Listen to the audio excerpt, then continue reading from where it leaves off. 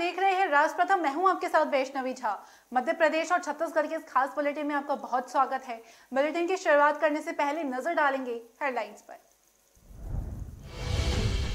CM Shivraj की दबंगों को चेतावनी, बोले गरीबों की जमीन छीनने वालों के घर पर चलाऊंगा बुलडोजर। इंदौर में राशन माफिया पर कार्रवाई, बड़ी मात्रा में चावल किया जब्त। राहुल गांधी को मिला सुमित्रा महाजन का साथ, कहा युवा नेता की यात्रा से देश का भला होगा। शराब तस्कर को पकड़ने गई पुलिस टीम पर हमला, लाठी डंडों से थाना प्रभारी और एएसआई का सिर फोड़ा। और रोजगार मुआवजे को लेकर सड़क पर भू विस्थापित 5 किलोमीटर रैली निकाली। SECL का उप क्षेत्रीय कार्यालय घेरा।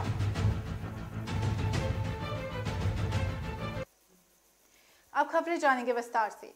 खंडवा के खालवा में मुख्यमंत्री शिवराज सिंह चौहान का अलग ही रंग देखने को मिला। सीएम शिवराज ने मंच से गुंडों और दबंगों को चेतावनी दी है। उन्होंने कहा कि गरीबों को परेशान करने वालों पर गुंडे, बदमाशों और दादा दबंगों के घर पर बुलडोजर चलवाऊंगा। वहीं प्रदेश में भ्रष्टाचार के खिलाफ अभियान चला रहे हैं और रिश्वत लेने वालों को नौकरी करने के लायक भी नहीं छोड़ूंगा। दरअसल मुख्यमंत्री ने खालवा में कॉलेज खोलने की बड़ी घोषणा की, तो वहीं 731 करोड़ की सिंचाई योजना से छूटे 17 गांवों को जोड़ने के लिए अधिकारियों को मंच से ही निर्देश दिए। और सीएम ने खालवा में लघु वनोपज समितियों के संग्राहकों के बैंक खाते में राशि हस्तांतरित की। वहीं मंच से कमलनाथ सरकार पर कटाक्ष करते हुए उन्होंने कहा कि सत्ता की कुर्सी पर विराजमान होना ही उनका मकसद था।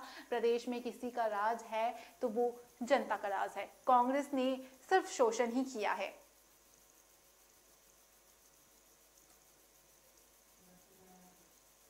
मध्य प्रदेश में राशन माफियाओं के खिलाफ लगातार कार्रवाई की जा रही है। इसी के तहत क्राइम ब्रांच और जिला प्रशासन की टीम ने भागीरथपुरा में कार्रवाई करते हुए बड़ी मात्रा में चावल की बोरियां बरामद की है।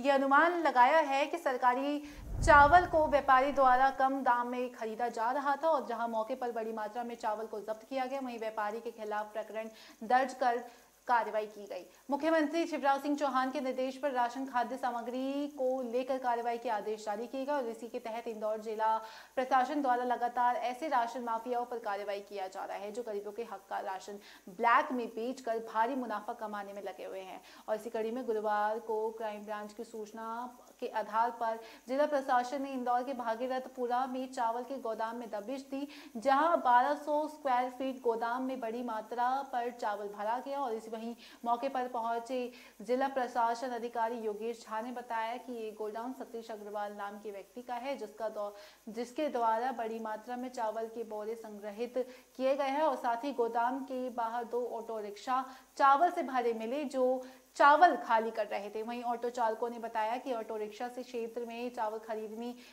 खरीदारी की जाती थी और सतीश अग्रवाल ने गोदाम पर 12 से 13 रुपए किलो की हिसाब से बेचे जाते थे। वहीं गोदाम मालिक भी 2 रुपए के मार्जिन पर अन्य जगह चावल खपा देते थे। फिलहाल जिला प्रशासन ने गोदाम को सील करने की कार्रवाई की है और साथ ही गोडाउन मालिक सतीश अग्रवाल पर खाद्य विपणन और अन्य धाराओं में प्रकरण पंजीबद्ध किया गया है और अन्य की पूछताछ फिलहाल की जा रही है।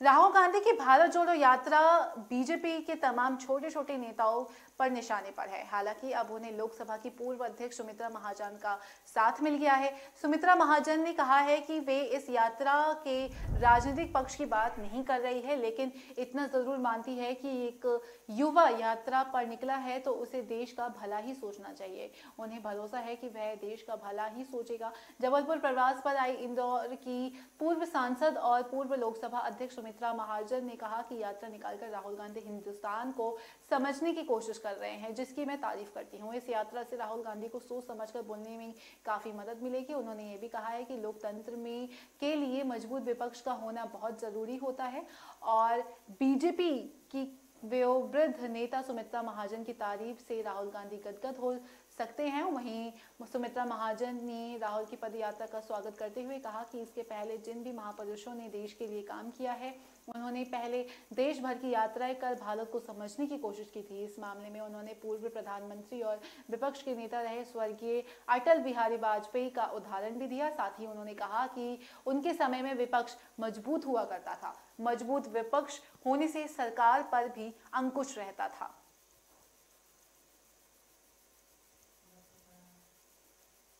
छत्तीसगढ़ की जांजगीर चांपा में शराब तस्कर को पकड़ने गई पुलिस टीम पर हमला कर दिया। वहीं महिला आरोपी के परिजनों ने लाठी डंडे को लेकर पुलिस को घेर लिया और मारपीट शुरू कर दी।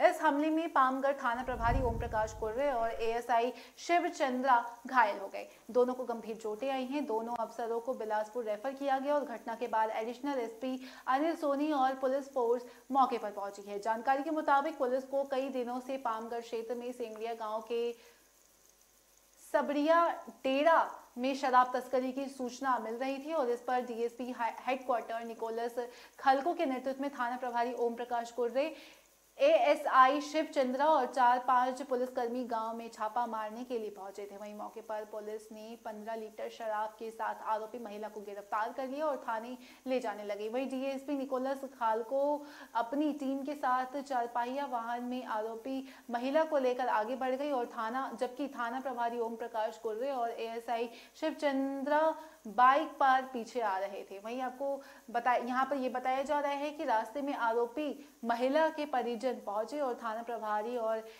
एएसआई को रास्ते में रोककर लाठी डंडे से हमला किया गया और जिसकी जानकारी पुलिस को मिली तो वह मौके पर पहुंची, लेकिन तब तक आरोपी भाग चुके थे।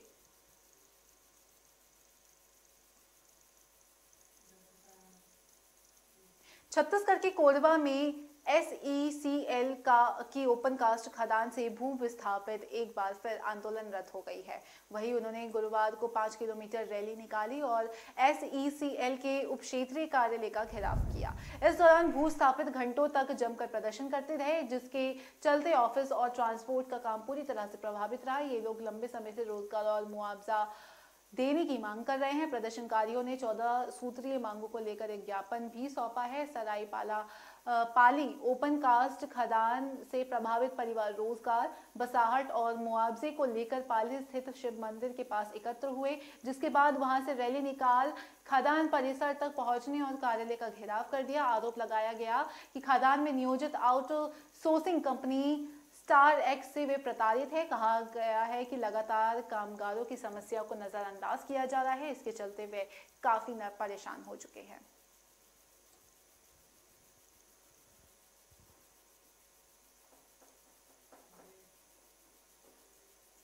फिलहाल वक्त तो चला एक छोटे से ब्रेक का। आप बने रहिए राज प्रथम के साथ।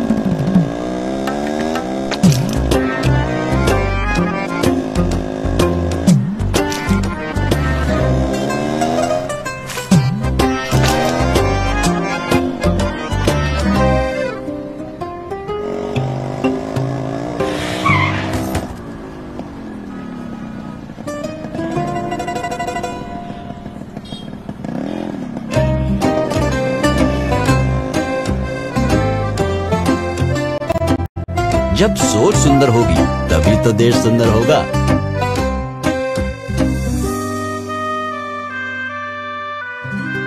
JSW Paints, think beautiful।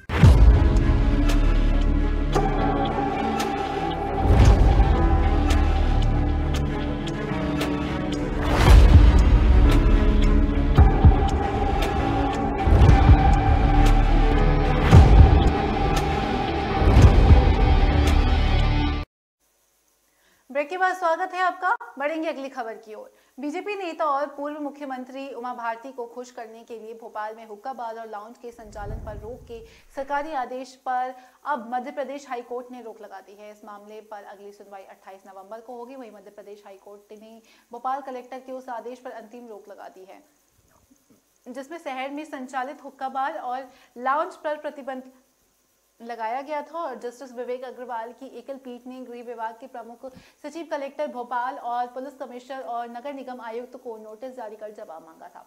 वहीं भोपाल के क्यूजियर कल्चर के प्रोपराइटर अनमोल बलवानी की ओर से दायर याचिका में वरिष्ठ अधिवक्ता नमन नागरथ, जुबिन प्रसाद और प्रभांशु चतुर्वेदी ने पक्ष रखा। उन्होंने बताया कि कलेक्टर ने 14 अक्टूबर 2022 को दंड प्रक्रिया संहिता की धारा 144 लागू कर शहर भर में हुक्का बार और लाउंज के संचालन पर प्रतिबंध लगा दिया गया था। दलील दी गई थी कि अति आवश्यक परिस्थितियों में ही धारा 144 के तहत ऐसा आदेश जारी किया जा सकता है। वहीं हुक्का बार के संचालन में कोई भी ऐसी आपात स्थिति नहीं थी। दरअसल ये कार्रवाई ACS के उस बयान के बाद की गई जिसमें उन्होंने कहा था कि प्रदेश में हुक्का बार पर प्रतिबंध के लिए नया कानून लाएंगे और इस मामले पर हाईकोर्ट ने अगली सुनवाई 28 नवंबर को होगी।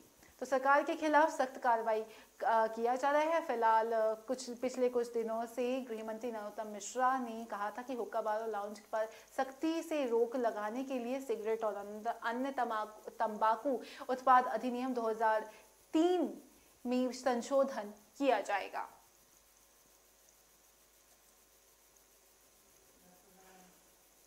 जबलपुर में मध्य प्रदेश की सबसे बड़ी प्रस्तावित रिंग रोड के साथ ही लॉजिस्टिक हब बनाने की मांग भी उठने लगी है। जबलपुर के पाटन विधानसभा क्षेत्र में बीजेपी वरिष्ठ विधायक अजय बिश्नोई ने मुख्यमंत्री शिवराज सिंह चौहान को पत्र लिखकर रिंग रोड के साथ ही लॉजिस्टिक हब बनाने की मांग उठाई है। यहां आपको बता दें कि तकरीबन 3500 करोड़ की लागत से जबलपुर में 112 किलोमीटर लंबी रिंग रोड बनाई जा रही है और इसका भूमि पूजन केंद्रीय परिवहन मंत्री नितिन गडकरी 7 नवंबर को जबलपुर में करेंगे। वहीं दरअसल पूर्व मंत्री अजय बिश्नोई तर्क देते हैं कि रिंग रोड के साथ साथ अगर लॉजिस्टिक हब भी विकसित किया जाता है तो इससे न केवल जबलपुर बल्कि आसपास के तमाम जिलों के व्यापारियों को बड़ी राहत मिलेगी। रिंग रोड के जरिए व्यापार को भी बढ़ाया जा सकता है। वहीं बिश्नोई का कहना है कि जबलपुर में 112 किलोमीटर लंबी रिंग रोड बन रही है और इस रिंग रोड के साथ ही सरकार 300 से 400 एकड़ भूमि और अधिग्रहित कर रही है और इसके बाद जबलपुर शहर की कृषि मंडी को यहां शिफ्ट किया जाना चाहिए। इसके साथ ही इस जमीन पर फल, फूल, अनाज मंडी के साथ साथ अन्य व्यापारिक गतिविधियों को भी बढ़ावा देने के लिए मूलभूत सुविधाएं दी जानी चाहिए। इसके साथ ही लॉजिस्टिक हब के समीप व्यवस्थित खेल परिसर का भी निर्माण कराया जाए।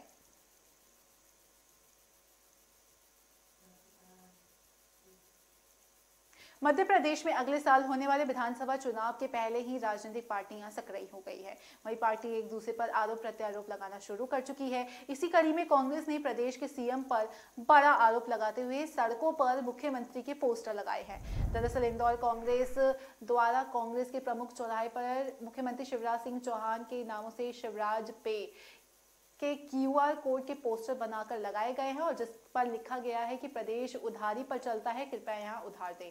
प्रत्येक व्यक्ति के सिर पर 41,000 का कर्ज कर दिया है। शिवराज सरकार उधार लेकर घी पी रहे हैं। वहीं 400 करोड़ रुपए प्रत्येक महीना ले रही है। कांग्रेस प्रवक्ता विवेक खंडेलवाल ने बताया कि मध्य प्रदेश की शिवराज सरकार ने प्रदेश के प्रत्येक व्यक्ति को 41,000 रुपए का कर्जदार बना दिया है। प्रदेश सरकार अपने सालाना बजट से ज्यादा उधार ले रही है और हर महीने 400 करोड़ बाजार से उधार ले रही है। अगर सरकार इसी तरह से लोन लेती रहे तो वो दिन दूर नहीं जब प्रदेश के हर व्यक्ति के सर पर 1 लाख रुपए का कर्ज हो जाएगा। उन्होंने कहा कि सरकार 22,000 करोड़ रुपए तो सिर्फ ब्याज में दे रही है।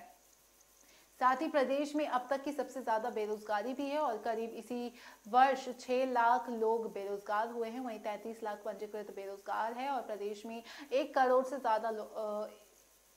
से ज्यादा बेरोजगार है। साथ ही उन्होंने कहा कि 1 लाख नौकरी देने की घोषणा पर प्रदेश सरकार ने मार्केटिंग पर करोड़ों रुपए फूंक दिए हैं, लेकिन नौकरी एक लोगों को भी नहीं मिली है। कांग्रेस नेता ने कहा कि प्रदेश में 2000 स्कूल में शिक्षक भी नहीं है और प्रदेश के स्वास्थ्य व्यवस्था देश में 17वें स्थान पर है।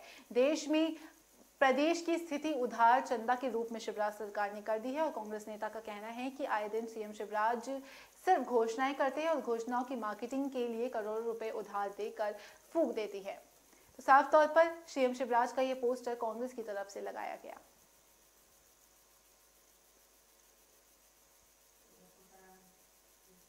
छत्तीसगढ़ सरकार ने चिकित्सा के क्षेत्र में एक बड़ी पहल की है। आयुष्मान भारत प्रधानमंत्री जन आरोग्य योजना और डॉक्टर खूबचंद बघेल स्वास्थ्य सहायता योजना से लोगों का किडनी ट्रांसप्लांट, सर्जरी और ब्रेन एंजियोग्राफी भी हो सकेगा। वहीं इसके साथ ही जटिल सर्जरी, रिक्त विकारों की दवाइयों को शामिल इसमें किया गया है और इन योजनाओं के अंतर्गत पंजीकृत अस्पतालों में इलाज के लिए सामान्य बेड, एचडीयू और आईसीयू बेड्स की दरों में भी बढ़ोतरी की गई है। राज्य शासन के स्वास्थ्य विभाग ने जेल के पैकेजों की दर संशोधित करने के और नए पैकेजों को शामिल करने के लिए नेशनल हेल्थ एजेंसी को प्रस्ताव भी भेजे थे। करीब 800 पैकेजों की दरों में संशोधन किया गया है और योजना में नए पैकेजों और हाई एंड दवाइयों को शामिल किए जाने तथा पुराने पैकेज की दरों में बढ़ोतरी की योजना से अंतर्गत पंजीकृत अस्पताल मरीजों को ज्यादा चिकित्सा सेवाएं प्रदान कर सकेंगी। वहीं इसके मरीजों को अस्पताल में विभिन्न बीमारियों के इलाज के दौरान खुद का पैसा खर्च भी नहीं करना पड़ेगा।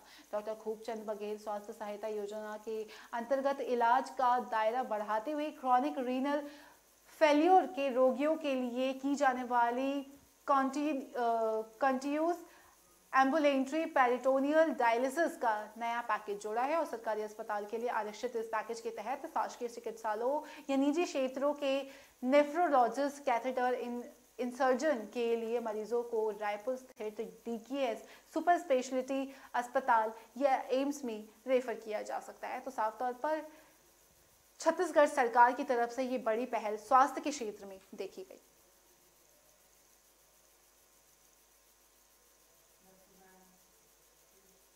छत्तीसगढ़ राज्य स्थापना दिवस के 22वीं वर्षगांठ के मौके पर राज्य भर में आयोजित राज्योत्सव समारोह में प्रदेश भर में खुशियां मनाई गई थी। वहीं इस मौके पर कई जगहों पर कांग्रेस नेताओं की नाराजगी भी देखी गई।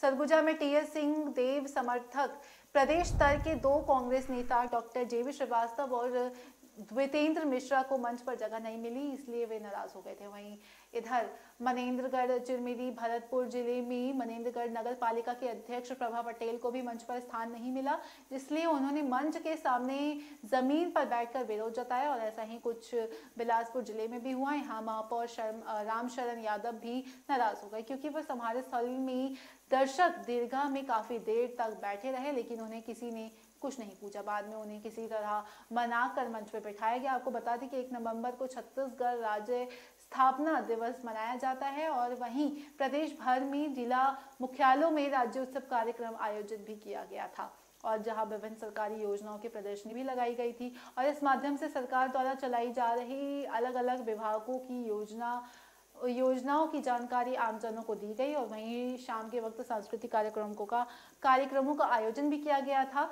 इसमें छत्तीसगढ़ के स्थानीय कलाकारों ने प्रस्तुति देकर लोगों का मनोरंजन भी कराया था। तो साफ तौर पर कई नेताओं का यहाँ पर नाराजगी देखी गई। यहाँ पर यह भी निकल कर आया सामने कि कांग्रेस एमएलए जो है वो जमकर थिरकते हुए भी नजर आई।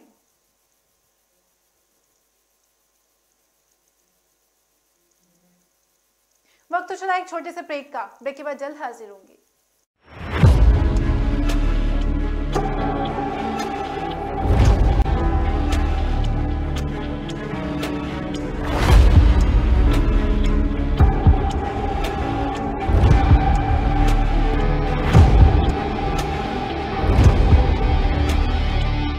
दिल का परिंदा उड़ चला, अंदाज अपना मन चला, खुद की तो सुन ले, जी भर के जी ले, रुकना ना तू अब ठहर। Lyra, anytime, anywhere. Lyra, everybody loves to wear. Lyra, anytime, anywhere.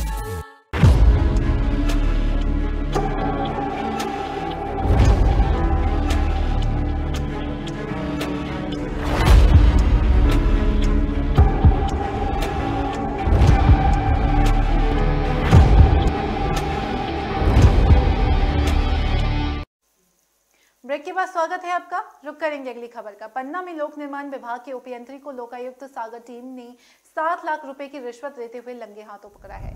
वहीं जानकारी के अनुसार ठेकेदार भरत मिलन पांडे ने 11 करोड़ की सड़क निर्माण के 40 लाख के भुगतान के एवज में उपयंत्री मनोज रिछारिया द्वारा 7 लाख रुपए रिश्वत मांगने की शिकायत लोकायुक्त सागर में की थी। जांच में शिकायत सही पाई गई। इसके बाद लोकायुक्त ने रिश्वतखोर उपयंत्री को रंगे हाथों दबोचने के लिए जाल बिछाया।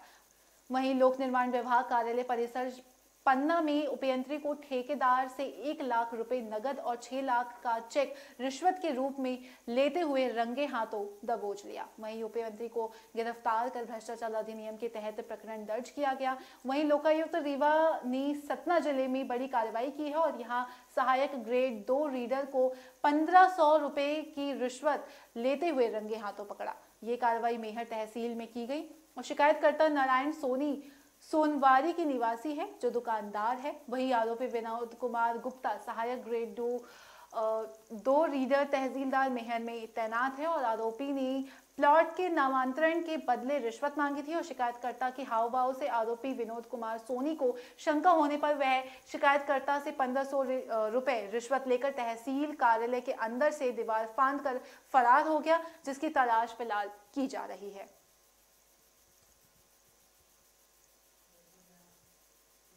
छत्तीसगढ़ के बस्तर जिले के टकरागुड़ा स्थित कस्तूरबा गांधी बालिका आश्रम से एक नाबालिग छात्रा रहस्यमयी तरीके से गायब होने का मामला सामने आया। छात्रा पिछले 3 दिनों से आश्रम से लापता है। परिजनों ने छात्रा के गायब होने पर आश्रम के वार्डन पर आरोप लगाया। परिजनों का कहना है कि वार्डन के मारपीट की वजह से और हॉस्टल के उसके सामान फेंके जाने से नाराज छात्रा आश्रम से बाहर निकल गई और उसके बाद वह घर नहीं पहुंची। पिछले 3 दिन से छात्रा लापता है और परिजनों की शिकायत पर पुलिस भी आश्रम पहुंची और मामले की छानबीन कर गुम छात्रा की तलाश में एक टीम बनाकर जुट गई। परिजनों का कहना है कि छात्रा को जल्द ढूंढा जाए। अगर छात्रा को किसी तरह का कोई भी नुकसान पहुंचता है तो इसकी जिम्मेदारी आश्रम के वार्डन की होगी। वहीं पुलिस जांच अधिकारी ने बताया कि परिजनों ने शिकायत दर्ज कराई है कि दीपावली की छुट्टी के बाद छात्रा 30 अक्टूबर को घर से आश्रम पहुंची थी, जिसके बाद 31 अक्टूबर को की सुबह छात्रा नहीं दिखने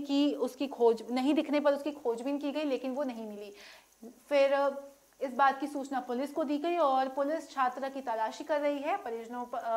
परिजनों का आरोप है कि आश्रम के वार्डन का कहना परिजनों के आरोप पर आश्रम के वार्डन का कहना है कि छात्रा से कोई मारपीट नहीं की गई है। हालांकि उसे डांट जरूर लगाई गई थी। रात में सभी छात्रा अपने कमरे में चली गई थी। सुबह जब स्कूल का समय पर देखा गया तो छात्रा वहां नहीं दिखी थी। आसपास पत्तासाजी की गई, लेकिन छात्रा का कुछ पता नहीं चला। वहीं वार्डन ने छात्रा से किसी भी तरह का मारपीट नहीं करने की बात कही है। तो साफ तौर पर रहस्यमयी तरीके से छात्रा का ये गुम होने का मामला सामने आया।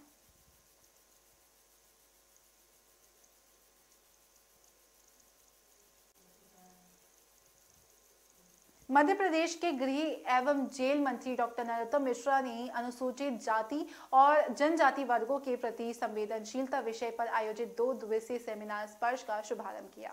वहीं सेमिनार को संबोधित करते हुए डॉक्टर नरोत्तम मिश्रा ने कहा कि ये चुनावी वर्ष है। अगले वर्ष इस समय मतदान होगा। जो वर्ष चुनावी होता है उसमें SC ST की घटनाएं ज्यादा घटती है। साथ ही नरोत्तम मिश्रा ने कहा कि 5 साल पहले चुनाव के पहले जब 2 अप्रैल की घटना घटी, पूरे प्रदेश में दंगे जैसी स्थिति हो गई थी। गृह मंत्री ने कहा कि यह उत्तेजना के विषय होते हैं। उत्तेजना जैसे नारे सामने आते हैं और उस वक्त कुछ जातिवादी नेता नारेबाजी करवाते हैं और नारे उत्तेजित करवाते हैं। साथ ही उत्तेजना दोनों वर्ग में आती है, चाहे वह हैंडपंप के पानी को लेकर हो या फिर झगड़े में बदल जाती है।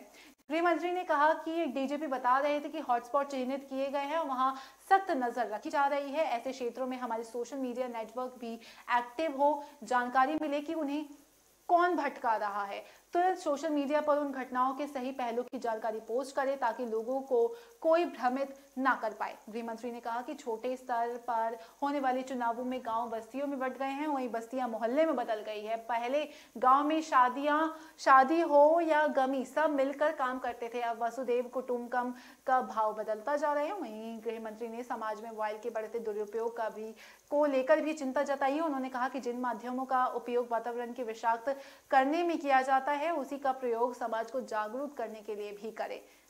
तो साफ तौर पर सेमिनार स्पर्श का शुभारंभ डॉक्टर नरोत्तम मिश्रा की तरफ से किया गया।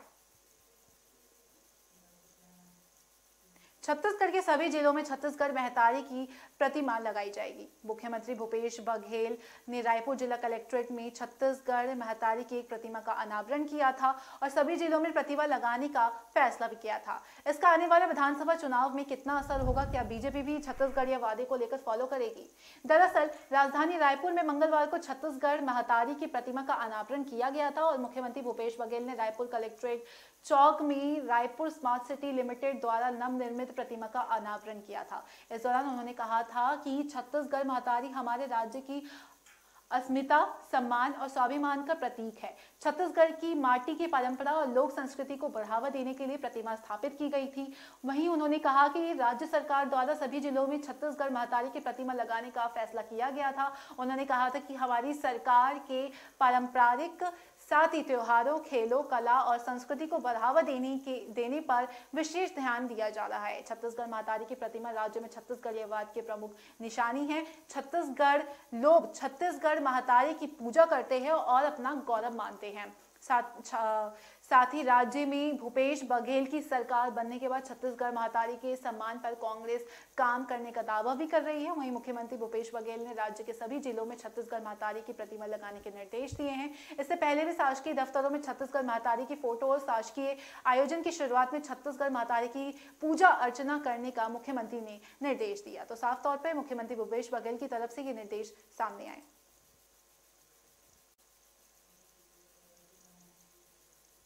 मध्य प्रदेश में शराबबंदी को लेकर पूर्व मुख्यमंत्री उमा भारती का हठयोग 4 नवंबर को देव उठनी एकादशी को शुरू हो रहा है। वहीं उमा भारती ने घोषणा किया है कि जब तक प्रदेश में शराबबंदी या नई शराब नीति लागू नहीं हो जाती है वे घर त्याग कर टेंट में या घास फूस की झोपड़ी में रात बिताएंगी।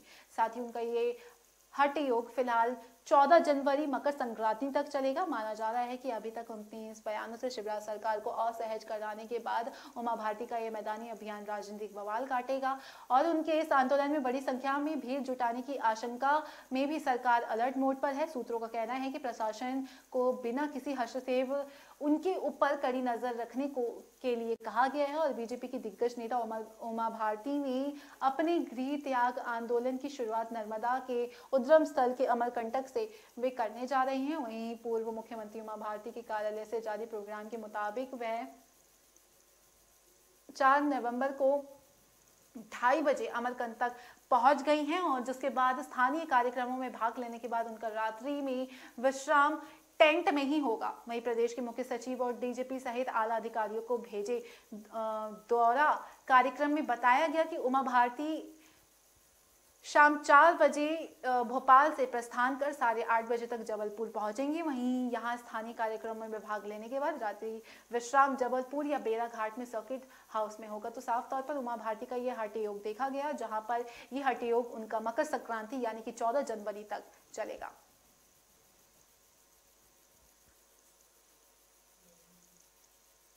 छत्तीसगढ़ और मध्य प्रदेश के इस खास बुलेटिन में हमने आपको खबरें दिखाई और फिलहाल मुझे दीजिए इजाजत। नमस्कार।